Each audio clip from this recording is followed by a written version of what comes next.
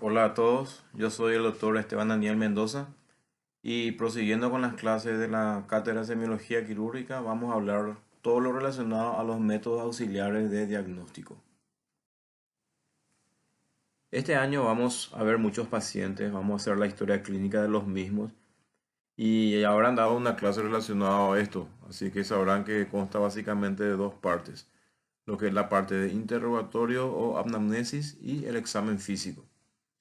Es muy importante realizar una buena historia clínica del paciente porque esto es un documento, además tiene una implicancia médico-legal la buena redacción de la misma. Y sobre todo nos ayuda como médico a llegar a la construcción de un síndrome. Al final es el objetivo de la historia clínica, es la construcción por lo menos de algún síndrome y muchas veces se puede llegar incluso a un diagnóstico etiológico a través de la historia clínica y plantear los diagnósticos diferenciales. Esto es muy importante porque a partir de eso vamos a ir solicitando los métodos auxiliares de diagnóstico para confirmar o descartar lo que nosotros encontramos en el examen físico o en el interrogatorio.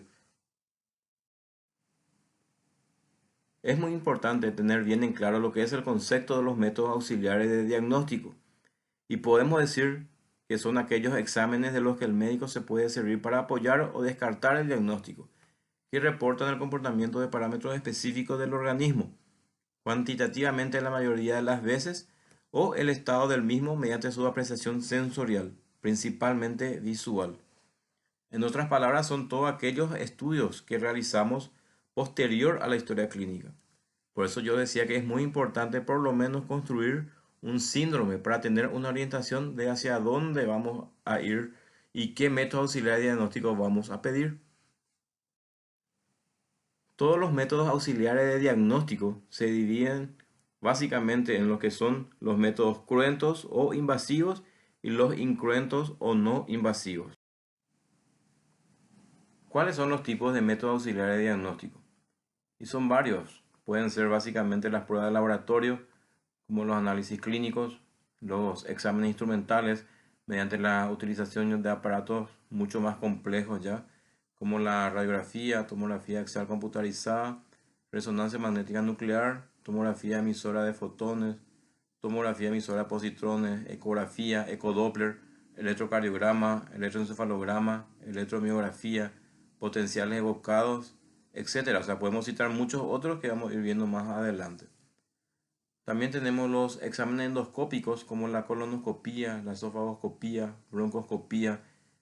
Esto nos permite ver la lesión muchas veces en forma directa y nos permite tomar muestras también de esa lesión para poder realizar los exámenes anatomopatológicos que nos va a llegar al diagnóstico final de la patología y de la lesión del paciente. También tenemos los métodos basados en la biotecnológica que son directamente el estudio de los genes. Dentro de las pruebas de laboratorio clínico podemos analizar la muestra, por ejemplo, de sangre, orina, materia fecal, otro fluido, así como por ejemplo el líquido cefalorraquídeo. Podemos hacer un examen citológico de alguna muestra, por ejemplo, de la punción de una médula ósea. Podemos hacer exámenes citogenéticos, exámenes metabólicos, exámenes microbiológicos y muchos otros exámenes que ya va a ser mucho más específico de cada especialidad. En una muestra de sangre, por ejemplo, podemos analizar varias cosas, como el hemograma y exámenes hematológicos. Y ahí analizamos el recuento celular, la cantidad de hematíes, de leucocitos, y ahí vemos si hay leucocitosis, si hay leucopenia, vemos la cantidad de plaquetas. Podemos analizar también la determinación de la concentración de hemoglobina, que nos va a decir si el paciente está o no está anémico, el hematocrito, los índices hematimétricos, que son muy importantes y muchas veces no le damos el valor necesario. Analizando eso, por ejemplo, podemos ver si una anemia es aguda o crónica, dependiendo de los valores del índice hematimétrico. Y también es muy importante la fórmula leucocitaria, porque hay muchas patologías que se relacionan, por ejemplo, con neutrofilia, como las infecciones bacterianas, o puede haber linfocitosis, como la mayoría de las infecciones virales. Entonces es muy importante analizar todos estos datos dentro del hemograma.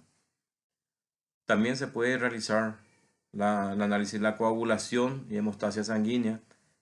Eso es muy importante acá en cirugía, sobre todo el dosaje del TP, que es el tiempo de protrombina, porque esto nos va a permitir ver si el paciente tiene una buena coagulación porque muchas veces se realizan muchos procedimientos invasivos y necesitamos estar seguros de que realmente el paciente no tiene ninguna discrasia, que puede llegar a una complicación del método o a un sangrado posterior.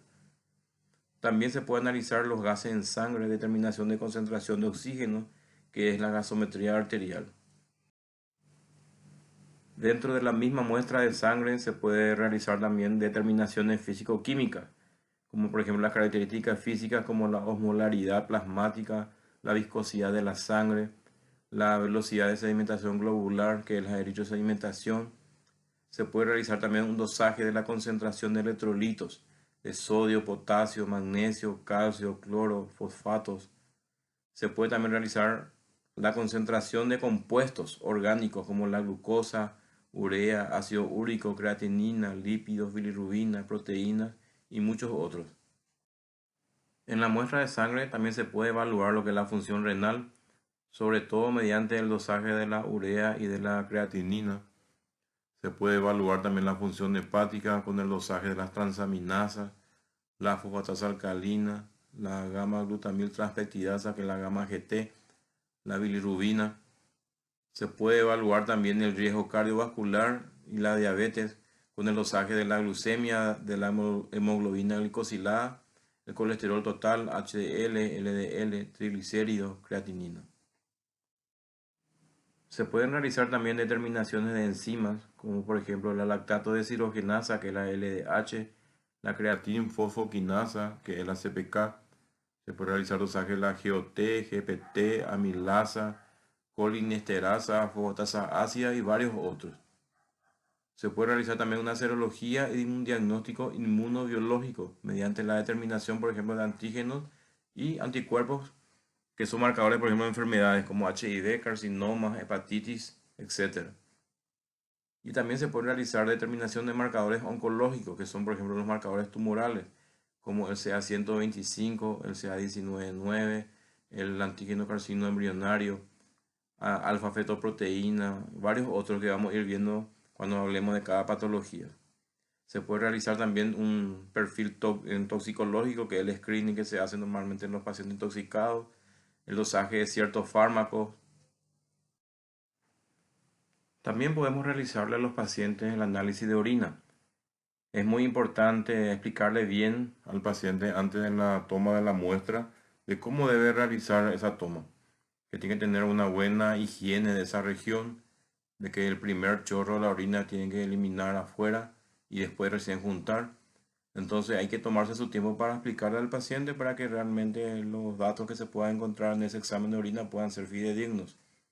¿Y qué se analiza en esa orina? Se analiza, por ejemplo, el aspecto físico mediante la observación directa del color de la orina.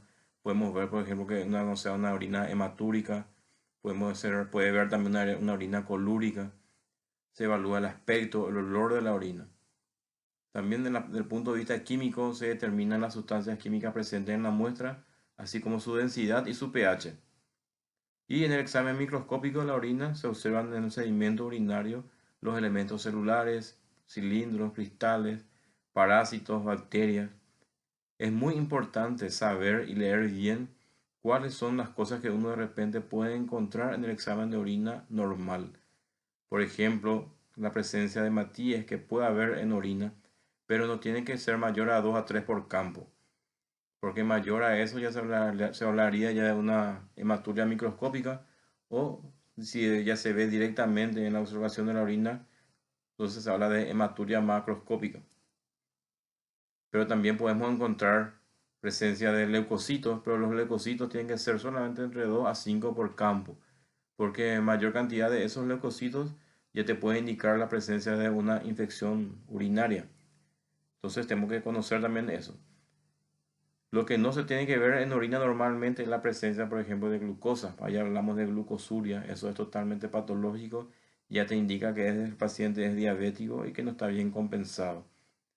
La presencia de proteína, por ejemplo, tampoco no tiene que haber en la orina, eso te indica que hay una falla en la filtración glomerular. Entonces, no tiene que haber orina, ni tiene que haber, o sea, no tiene que haber proteínas ni albúmina, por ejemplo, dentro de la orina.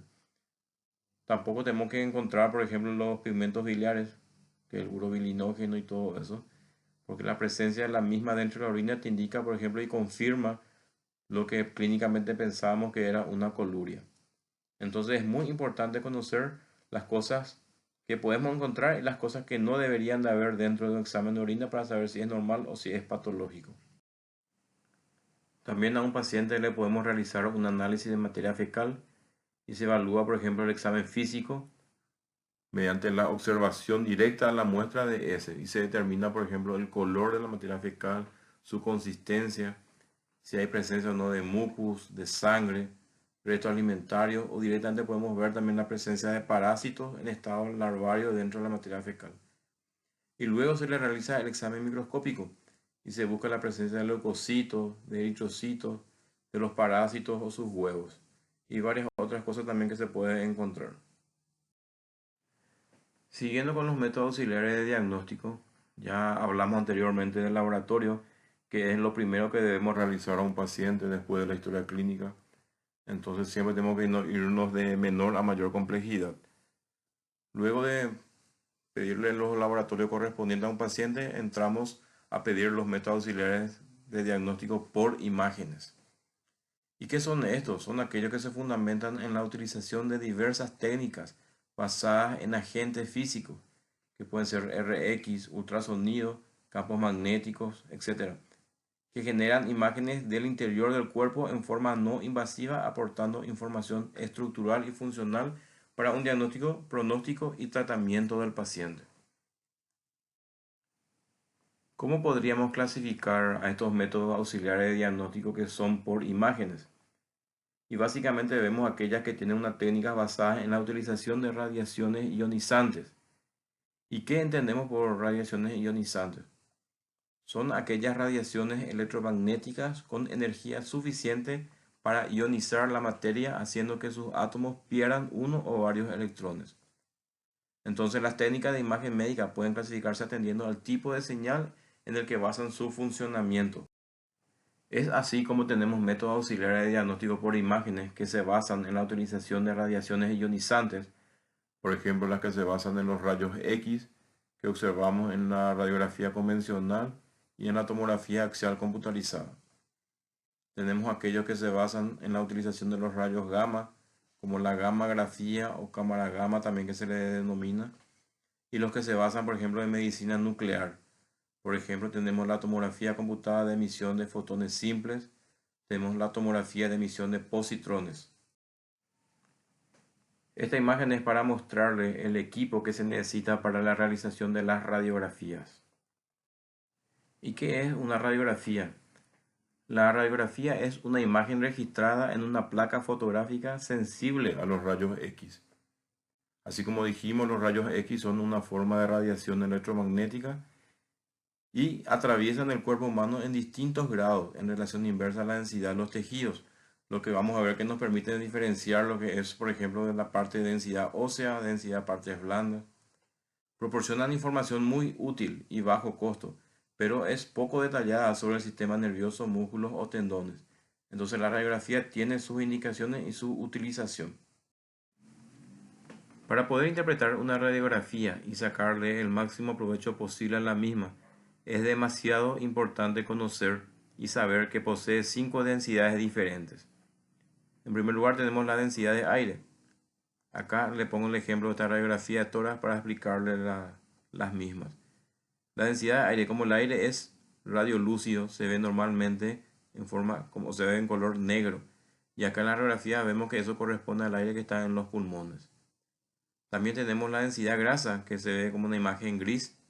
Y acá en la radiografía vemos a nivel, por ejemplo, del pericardio, que está lleno de grasa, entonces eso se ve como una imagen gris. También tenemos la densidad de agua, que en la radiografía se ve como una imagen gris blanquecina y que corresponde a los tejidos blandos, como los músculos, por ejemplo. Entonces acá en esta imagen vemos a nivel del corazón, que principalmente por el músculo, por el miocardio. Pero si tenemos una imagen más periférica, vamos a evaluar también a nivel de los músculos la presencia de esta coloración. Y tenemos también la densidad de calcio, que es una imagen blanca. ¿Por qué? Porque el calcio es radio opaco. Y acá en la imagen vemos que corresponde al hueso, básicamente al hueso. Y también tenemos la densidad de metal, que es un blanco mucho más marcado. Y acá en esta imagen vemos, por ejemplo, la presencia de un marcapasos. Y ahí vemos que se diferencia muy bien la densidad metálica de la densidad cálcica. Otro ejemplo podría ser, por ejemplo, cuando tiene alguna herida por proyectil de arma de fuego. Entonces, si queremos saber la localización o si es que quedó dentro del cuerpo, por ejemplo, le pego una radiografía y vamos a ver perfectamente la densidad metálica del proyectil. Así como hablamos recién de las diferentes densidades que uno puede encontrar y que debe evaluar en una radiografía, es muy lógico pensar que su principal utilización sería para patologías óseas, porque realmente te dan imágenes muy nítidas. Pero es muy importante también saber que se puede utilizar en varias otras patologías, y entonces tenemos que saber qué evaluar y qué es lo que tenemos que buscar. Acá le pongo algunas imágenes de ejemplo para que puedan entender. En la primera imagen de izquierda a derecha vemos, por ejemplo, la presencia de una fractura a nivel del codo y vemos perfectamente a nivel del húmero y una parte del cúbito también que tiene una fractura. Es muy importante también saber las incidencias que uno tiene que pedir en una radiografía. En este caso, por ejemplo, una radiografía anteroposterior y una lateral para poder evaluar bien la fractura. Y se ve bastante bien. En la segunda imagen que se puede evaluar, entonces van a darse cuenta, si es que ya vieron alguna vez alguna radiografía de tórax normal. Acá vemos, por ejemplo, la presencia de aire dentro de lo que sería el tejido blando del paciente a nivel muscular, por fuera ya de la cavidad torácica. Esa presencia de aire dentro del músculo, o sea, vemos como imágenes negras, que son porque dijimos que el aire es radiolúcido. Esa imagen negra como que infiltra toda la parte muscular del paciente es la imagen característica, por ejemplo, de un enfisema subcutáneo. Este paciente evidentemente hizo un neumotórax y se complicó con un enfisema subcutáneo. Eso sí, tenemos la posibilidad de tocar al paciente, vamos a sentir en la forma como crepita ese tejido. Si alguna vez tenemos oportunidad de eso, van a darse cuenta. Pero esta es la imagen típica de un enfisema subcutáneo.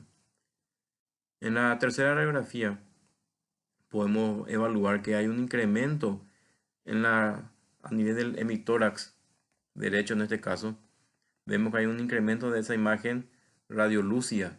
Normalmente tiene que ser un poco menos debido a que el parénquima pulmonar también tiene la parte vascular, entonces tiene una imagen un poco más blanquecina también. Pero acá vemos que es totalmente negro y si se fijan pueden encontrar como el borde del pulmón que está totalmente colapsado y está siendo desviado la tráquea también hacia el lado contralateral. Este, por ejemplo, es la imagen típica de un neumotórax hipertensivo, es un neumotórax a tensión. Y en la última radiografía vemos también que se utiliza, en este caso es una radiografía de abdomen de pie. Y la utilidad que tiene para nosotros acá en cirugía, por ejemplo, es para determinar, por ejemplo, la presencia de un cuadro oclusivo, que sería el método gold standard para el diagnóstico de una oclusión intestinal, por ejemplo. Acá ven perfectamente cómo se están totalmente dilatadas y demarcadas las asas intestinales y vemos el estómago también muy dilatado por la presencia de aire. Vemos bien que hay la imagen negra que se ve. Entonces esta es la imagen típica de un cuadro de una oclusión intestinal. O sea, para muchas cosas puede servir la radiografía. Entonces es muy importante conocer qué uno tiene que buscar y qué tiene que evaluar para poder interpretar bien el resultado de esta radiografía. Ahora vamos a hablar de lo que es la tomografía axial computada. Esta imagen es para mostrarle el tomógrafo, que es el equipo que se utiliza para la realización de este estudio. Con la tomografía axial computada se obtiene un conjunto de imágenes en forma de finos cortes axiales del cuerpo. Y para conseguir esto, la máquina rota alrededor del cuerpo del paciente, registrando la información desde distintos ángulos. Posteriormente, mediante un ordenador, se combina toda esta información hasta elaborar un conjunto de imágenes en rodajas. Es muy importante saber que en la tomografía también te puede dar un corte frontal o coronal o un corte sagital. Lógicamente las imágenes van a ser diferentes en esos casos. La tomografía axial computada es de gran utilidad, sobre todo para el estudio de hemorragias cerebrales y tumores, para identificar enfisema, fibrosis y tumores en pulmón, por ejemplo, para identificar cálculos renales, apendicitis con diagnóstico clínico así muy dudoso, pancreatitis, o sea, y muchas otras patologías en el abdomen.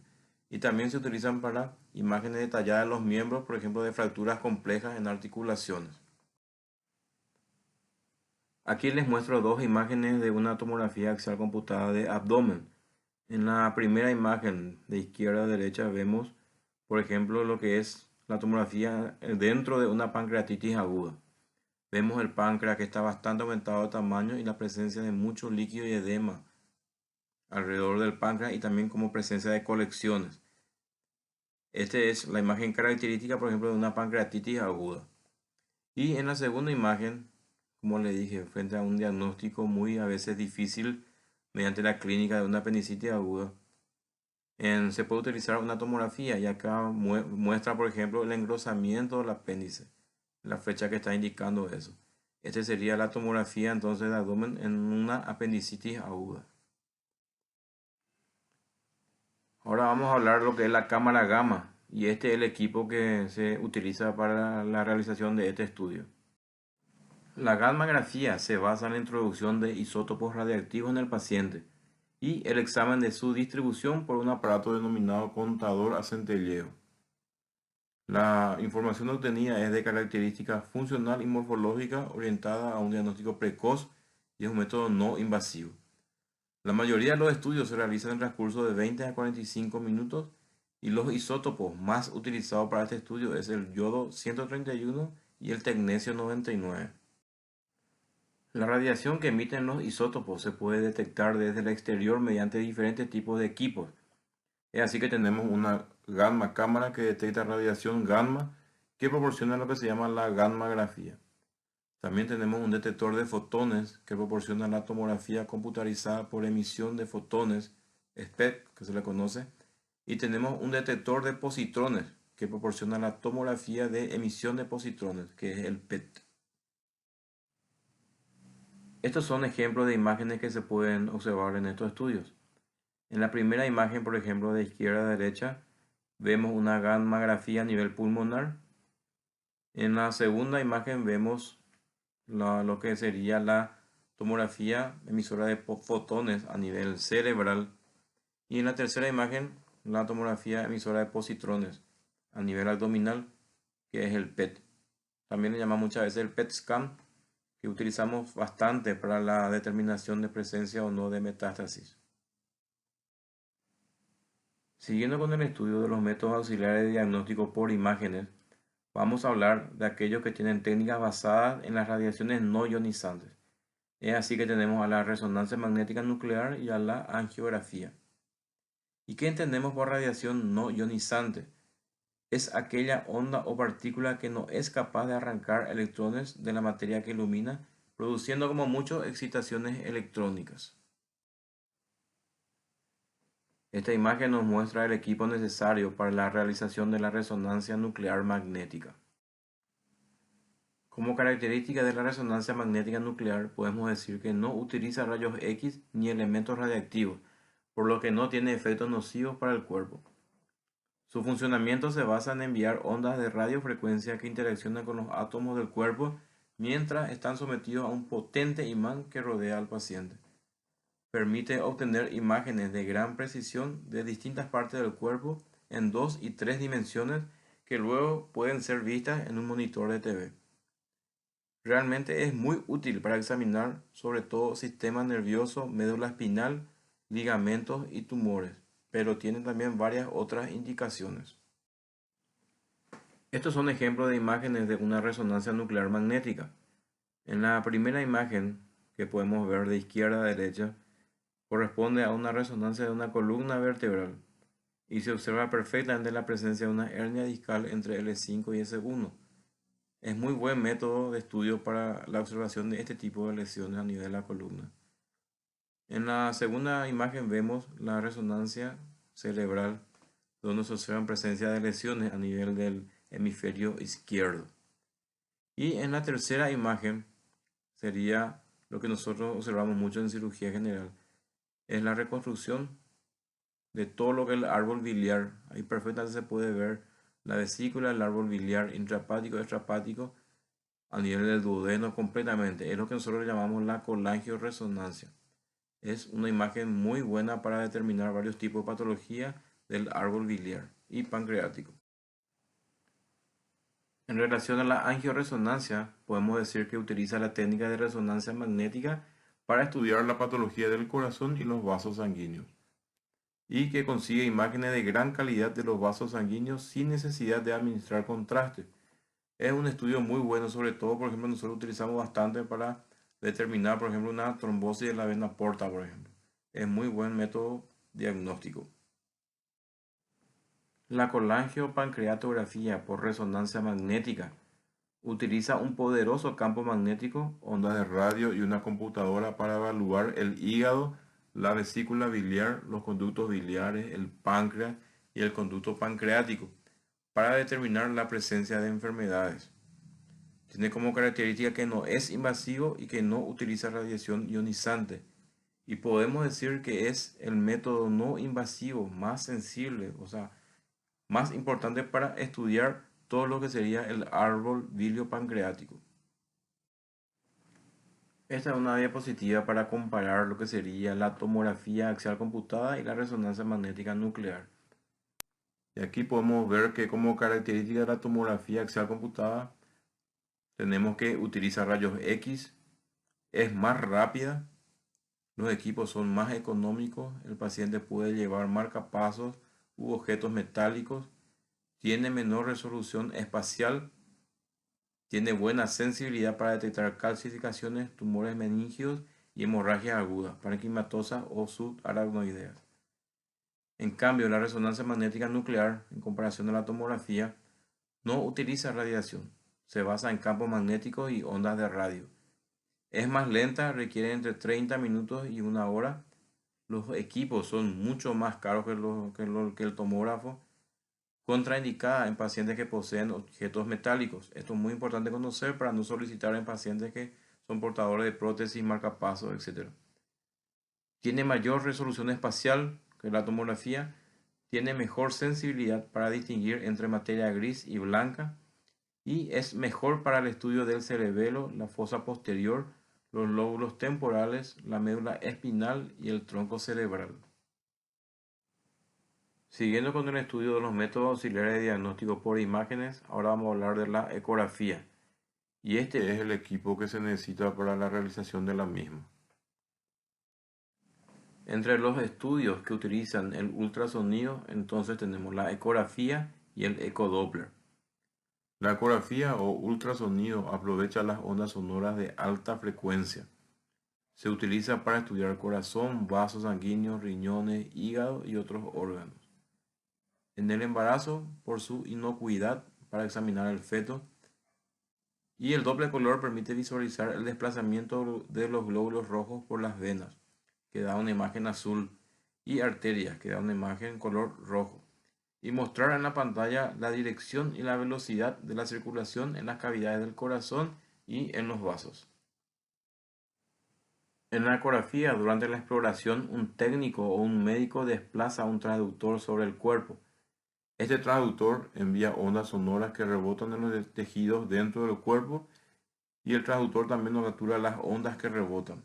Las imágenes se crean por medio de estas ondas sonoras. La ecografía es un estudio de gran utilidad. En la patología abdominal, por ejemplo, es el método gold standard para el estudio de la litiasis vesicular. También se utiliza bastante en patología cardiovascular, en nefrología, en urología, para la detección, por ejemplo, de litiasis a nivel del riñón o del uréter. Y en ginecobstetricia el uso es bastante amplio. También quiero citar este estudio que está entrando de a poco en nuestro país, que es la econdoscopía. Y este es todo el equipamiento que se necesita para la realización de este estudio. A la econdoscopía se lo llama también ultrasonografía endoscópica. Y tenemos que saber que es un procedimiento en el que se combina la técnica de endoscopía con el uso de ultrasonidos, obteniendo de esta forma imágenes de gran calidad de los órganos internos, sobre todo del esófago, estómago, páncreas y mediastino. Es un método demasiado importante que a nivel mundial se utiliza bastante, sobre todo para la estadificación de los tumores, porque con esto se puede determinar el grado de invasión de un tumor a la pared del órgano, cosa que con otros estudios es imposible evaluar. También para, por ejemplo, la toma de tumores, toma de biopsia de tumores de cabeza páncreas, por ejemplo, cosa que es imposible, con la econdoscopía sí se puede lograr. Es un estudio que está entrando de a poco a nuestro país y realmente es de mucha utilidad. Estos son ejemplos de imágenes que se pueden obtener en una econdoscopía. En la primera imagen, por ejemplo, de izquierda a derecha, se puede observar la presencia de una colección pancreática, que a través de ese estudio inclusive se puede drenar, o si se piensa en una imagen tumoral, se puede tomar biopsia, así como había dicho anteriormente. Y en la segunda imagen vemos una tumoración dentro del estómago. Y esta econdoscopía es lo que permite realmente ver el grado de invasión de este tumor a la pared del órgano, lo que nos va a permitir estadificar bien, por ejemplo, el T, cosa que si no tenemos este estudio es imposible de realizar. También tengo que citarle este estudio que va a mover bastante este año, que es la colangiopancreatografía retrógrada endoscópica, más conocida como CEPRE. Y este es el equipamiento que se necesita para la realización de este procedimiento. La colangiopancreatografía retrógrada endoscópica es un procedimiento que combina la endoscopía gastrointestinal de la parte superior del aparato digestivo y la radioscopía para tratar los problemas de los conductos biliares y pancreáticos. Es un estudio muy importante que a su vez puede ser diagnóstico y terapéutico. Aquí a la derecha vemos una imagen de una CEPRE donde se tiñe perfectamente las vías biliares intrahepáticas, el colédoco en todas sus porciones y vemos cómo se tiñe también el conducto de Wilson. Estos son ejemplos de imágenes que podemos observar en el transcurso del procedimiento de la CEPRE. En la primera imagen, de izquierda a derecha, vemos el momento en que se está realizando la papilotomía, o sea, el corte a nivel de la ampolla de váter para poder canular bien esa vía biliar. En la segunda imagen vemos cómo se inyecta contraste en la vía biliar y se van tiñendo perfectamente las vías biliares intrahepáticas, todo el coledo con todas sus porciones y vemos cómo se tiñe también el conducto de Wilson.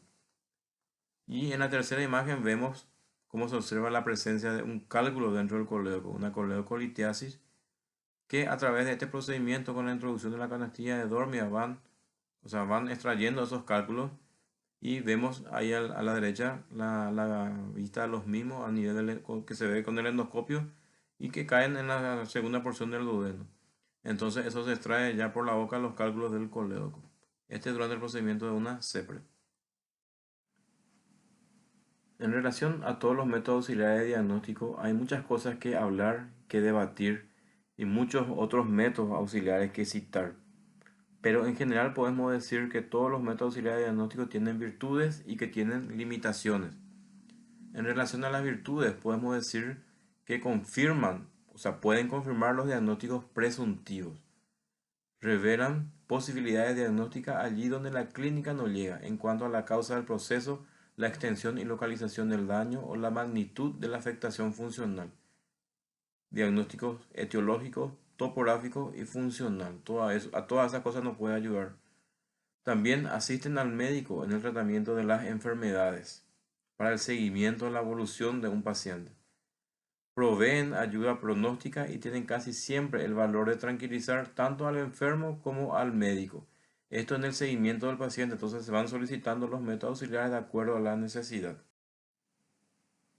Como limitaciones de los métodos auxiliares de diagnóstico podemos decir que muchos representan algún grado de agresión al paciente, ya sea psicológica o físicamente.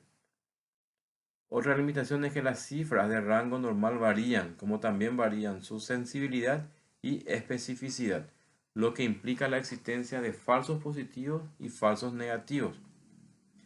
Es muy importante en relación a todos los métodos auxiliares de diagnóstico estar evaluando constantemente la sensibilidad y la especificidad de ese estudio para el problema que estamos estudiando. ¿Y qué entendemos por sensibilidad? Es aquella que mide la probabilidad de que la prueba identifique como enfermo a aquel que realmente lo es. Eso es la sensibilidad. Y la especificidad es la probabilidad de que la prueba identifique como sanos a los que efectivamente lo están.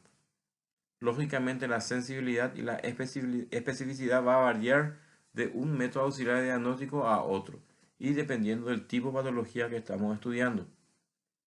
Están influidos en muchas ocasiones por la actuación del técnico y el observador. Es muy operador dependiente. Aparte también depende mucho de la persona que está interpretando el resultado de ese estudio. Se considera que una prueba diagnóstica es buena cuando ofrece resultados positivos en enfermos y negativos en pacientes sanos, siempre con el menor rango de error posible. Por lo tanto, las condiciones que deben ser exigidas en un test diagnóstico son principalmente tres: la validez, la reproductividad y la seguridad. ¿A qué nos referimos con la validez? Es el grado en que un test mide lo que se supone que debe medir, es decir, la frecuencia con la que los resultados obtenidos con este test pueden ser confirmados por otros más complejos y rigurosos.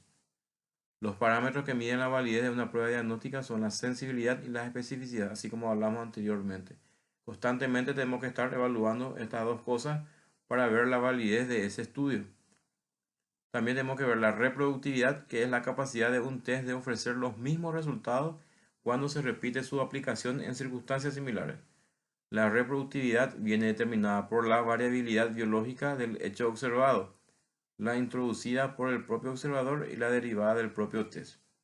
Y también se evalúa la seguridad. Es la certeza de que un test predecirá la presencia o ausencia de enfermedad en un paciente. La seguridad viene determinada por el valor predictivo de un resultado positivo o negativo, es decir, la probabilidad de que siendo un test positivo el paciente esté realmente enfermo. Este es un cuadro que nos puede ayudar a entender un poco más lo que es la sensibilidad y la especificidad de un método auxiliar de diagnóstico. Y la sensibilidad se calcula teniendo en cuenta los verdaderos positivos dividido sobre la sumatoria de los verdaderos positivos más los falsos negativos. Esto nos daría la sensibilidad de un método auxiliar. Y la especificidad nos daría, dividiendo los verdaderos negativos, dividiendo sobre la sumatoria de los verdaderos negativos con los falsos más los falsos positivos. Esto nos daría la especificidad de un método auxiliar de diagnóstico. Como conclusión de toda esta clase en relación a los métodos auxiliares de diagnóstico, podemos decir que las exploraciones complementarias confirman o descartan una enfermedad en concreto antes de iniciar un tratamiento. A veces no ofrecen ningún tipo de información útil, sobre todo cuando se solicitan sin ningún tipo de criterio o no existe un diagnóstico diferencial. De ahí la importancia, como le dije, de hacer una buena historia clínica, una buena construcción de síndromes y probar el diagnóstico etiológico y plantear los diagnósticos diferenciales para poder solicitar, de acuerdo a eso, los métodos auxiliares de diagnóstico. Estos métodos nunca van a ser más importantes y estar por encima de la clínica del paciente.